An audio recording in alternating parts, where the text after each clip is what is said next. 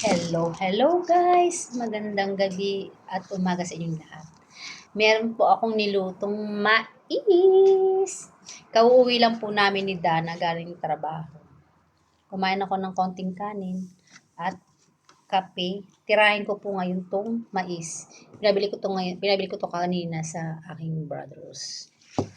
Tara guys, kain tayo ng mais. Ayan o, ang sarap ng mais. Ano to, 2 dirham lang to.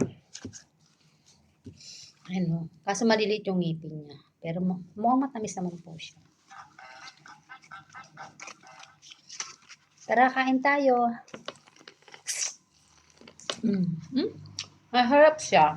Matamis. Kain.